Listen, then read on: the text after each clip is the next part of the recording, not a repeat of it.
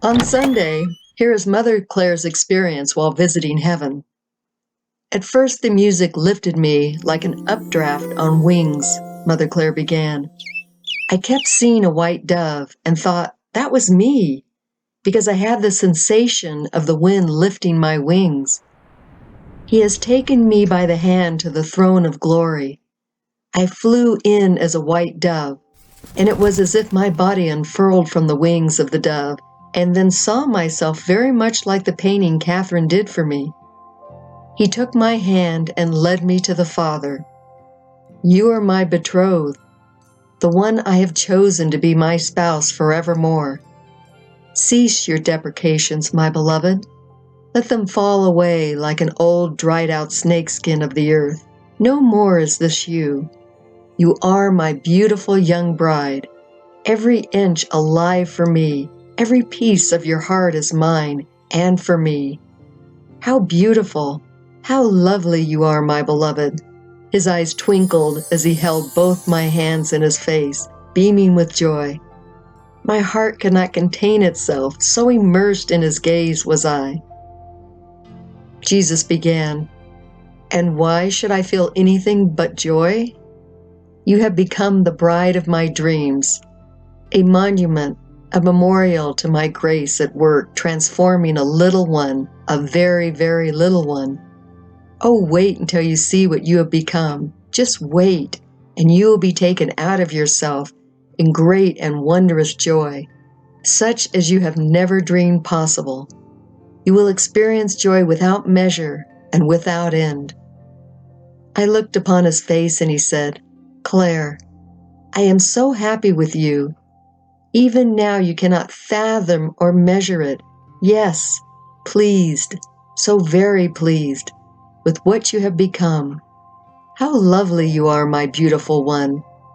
I wanted to take this time to tell you, beloved.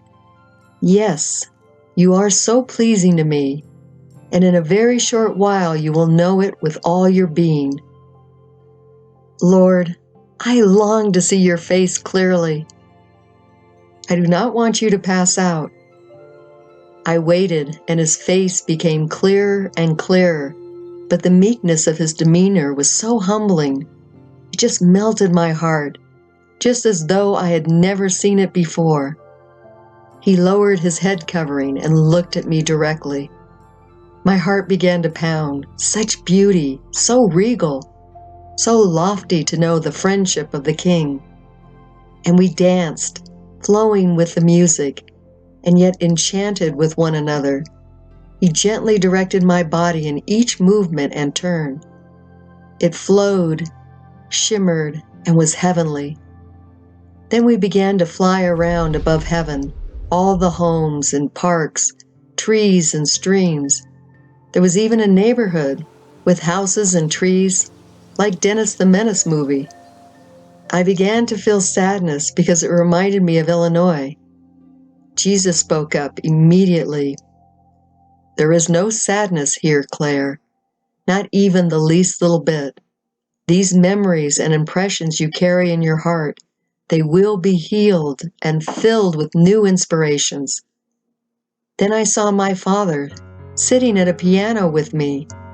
He was on the left and I was on the right, and he was giving me piano lessons. Wow! He said, "Oh, now I see so clearly what I should have done. And Belinda, we are going to do this in heaven, and we'll have the joy of knowing one another. There will no longer be that empty void where I should have been. We will make endless memories together, and you will see your life fulfilled, just the way it was meant to be, by me, and you will learn some beautiful expressions, truly of your deepest inner self. Yes, beloved child of God, we will create and share our creations together. You will find happiness and fulfillment for that void, and it will be no more. Oh, I don't know what this means, but I'm so looking forward to it. My heart is bursting at the seams." Yes, our God will rewrite history, and you will be barren in that place no more, and forever. And that was the end of Mother Clare's heavenly trip.